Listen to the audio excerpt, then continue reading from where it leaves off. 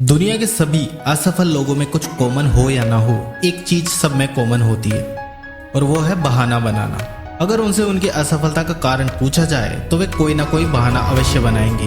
वे कभी नहीं कहेंगे कि हाँ, मैं अपनी असफलता के लिए खुद जिम्मेदार हूँ, क्योंकि जो व्यक्ति अपनी असफलता की जिम्मेदारी खुद नहीं उठा सकता है वह कभी हार ही नहीं सकता। वैसे मेरे हिसाब से दुनिया में असफलता नाम की कोई चीज होती ही नहीं है। इंसान या तो सफल होता है या वो सीखता है। दरअसल लोग इस सीखने की प्रक्रिया को ही असफलता मान लेते हैं। उदाहरण के तौर पर थॉमस अल्वा एडिसन बल्ब को बनाने में 1000 बार असफल हुए थे, परंतु वो ऐसे असफलता नहीं बल्कि सीखना मानते थे। वे कहते थे, मैं असफल नहीं हुआ हूँ, मैंने 1000 ऐसे तरीके खोज लिए हैं जिनसे बल्ब नहीं बनाया जा सकता। अपने इसी सिद्धांत की वजह से वे बल्ब बनाने में सफल हुए। अगर वे भी इस सीखने की प्रक्रिया को असफलता मानकर हार मान जाते तो शायद आज भी आप लालटेन जलाकर पढ़ाई कर रहे होते। आजकल अधिकतर लोग सफलता के लिए निरंतर प्रयास ही नहीं करते और केवल कुछ प्रयासों के बाद हार मान लेते हैं। इसलिए आप भी अपनी कमजोरियों को बहानों के ओट में छुपाना छोड़ दो, क्योंकि कोई फर्क नहीं पड़ता कि आप गरीब परिवार में पैदा हुए हो, कोई फर्क नहीं पड़ता कि आपके पास पैसे नहीं है, कोई फर्क नहीं पड़ता कि आप कितने पढ़े लिखे हैं, कोई फर्क नहीं पड़ता कि आप नाटे हैं, मोटे हैं, काले हैं, दुबले हैं, पतले हैं या विकलांग हैं। कोई फर्क नहीं पड़ता कि आपके पास पर्याप्त संसाधन नहीं है, क्योंकि जिसे पढ़ना है वह लाइट जाने के बाद भी टॉर्च जलाकर पढ़ लेगा। वह बहाना नहीं बनाएगा कि लाइट चली गई है, अब मैं कैसे पढ़ाई करूँ। जिसे अपने मंजिल पर पहुँचना है वह ऑटो पकड़कर भी अपने मंजिल पर पहुँच जाएगा। वह यह बहाना नहीं बनाएगा कि ट्रेन छूट गई या बस छूट गई। इस दुनिया का इतिहास ऐसे हजारों लोगों की कहानियों से भरा हुआ है जिन्होंने बद से बदतर हालातों में भी बहाना नहीं बनाया और अपने जीवन में सफलता की उन ऊंचाइयों को छुआ। तो आइए आज हम आपको ऐसे ही कुछ महान लोगों से मिलवाते हैं जो चाहते तो अपनी कमजोरियों को बहाना बना सकते थे, परंतु उन्होंने बहाना नहीं बनाया, इसलिए वे अपने जीवन में सफलता के शिखर तक पहुंचे। ये है भारत के पूर्व राष्ट्रपति वैज्ञानिक डॉक्टर APJ अब्दुल कलाम। इनका जन्म 15 अक्टूबर 1931 को धनुषकोडी गांव में एक अत्यंत गरीब परिवार में हुआ था। इनका बचपन इतनी गरीबी में बीता था कि वे अपनी पढ़ाई का खर्चा निकालने के लिए ट्रेनों में अखबार बेचते थे, मगर इन्होंने कभी बहाना नहीं बनाया कि मैं गरीब परिवार में पैदा हुआ। इनसे मिलिए, यह है धीरूभाई अंबानी, रिलायंस इंडस्ट्रीज के संस्थापक। केवल हाई स्कूल तक पढ़ाई करने वाले धीरूभाई अंबानी गरीबी की वजह से हाई स्कूल से आगे नहीं पढ़ पाए।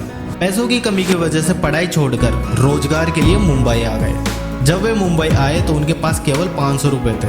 उसी 500 रुपए से उन्होंने सामान खरीदकर पकोड़े बेचना शुरू किया। बाद में उन्होंने पेट्रोल पंप पर भी काम किया।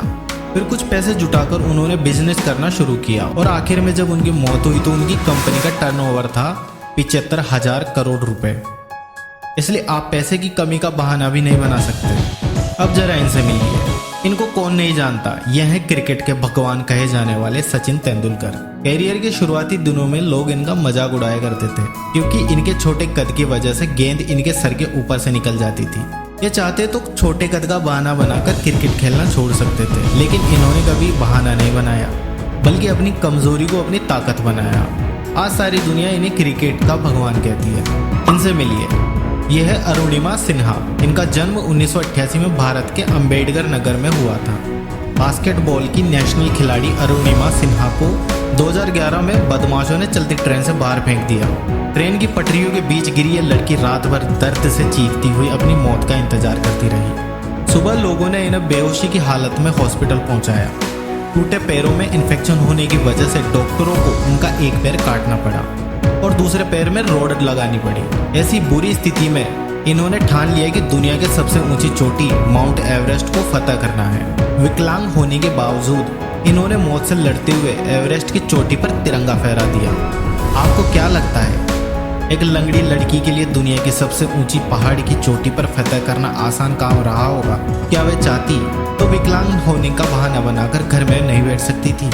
इनसे मिलिए। ये है निक वुजिक। इनका जन्म 4 दिसंबर 1982 को मेलबर्न, ऑस्ट्रेलिया में हुआ था। बिना हाथ पैर के जन्मे इस व्यक्ति का जीवन शुरू से ही काफी चुनौतीपूर्ण रहा। अपने कठिन जीवन से तंग आकर इन्होंने एक बार सुसाइड करने की भी कोशिश की थी, परंतु वे बच गए। एक बार उनकी मां ने अखबार में प्रकाशित एक विकलांग व्यक्ति के संघर्ष और सफलता की कहानी इनको पढ़ के सुनाई। तभी से इनका जीवन बदल गया।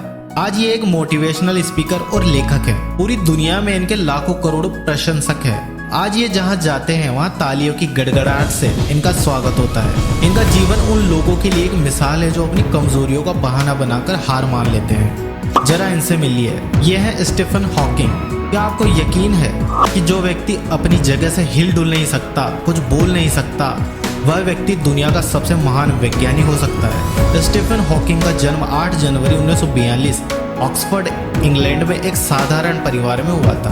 बचपन में ये रॉड न्यूरॉन्स नामक बीमारी के शिकार हो गए, जिसकी वजह से इनके शरीर की कोशिकाओं ने काम करना बंद कर दिया। इनके दिमाग के अलावा इनके शरीर का कोई भी हिस्सा काम नहीं करता था। फिर भी इन्होंने पढ़ाई पूरी की और विज्ञान जगत में ऐसे ऐसे आविष्कार किए कि सारी दुनिया चकित रह गई। Black holes, big bang theory और गुरुत्वाकर्षण जैसे ब्रह्मांड के रहस्यों पर अनोखे रिसर्च की वजह से विज्ञान जगत के सेलिब्रिटी बन गए। ये कहते हैं कि अगर मुझे बीमारी नहीं होती तो शायद इतना सफल नहीं हो पाता। इनके अलावा और भी लाखों महान लोग हैं जिन्होंने अपनी कमजोरियों का बहाना नहीं बनाया और इस दुनिया में इतिहास रचकर चले गए। दोस्तों, बहाना बनाना बहुत आसान है, लेकिन अगर आप अपने जीवन में कुछ बड़ा करना चाहते हैं, सफलता की ऊंचाइयों को छूना चाहते हैं, तो आपको बहाना बनाना बंद करके जिम्मेदारी उठानी पड़ेगी। अगर आपको वीडियो अच्छा लगा तो इसे लाइक कीजिए और अपने दोस्तों के साथ इसे शेयर कीजिए। धन्यवाद।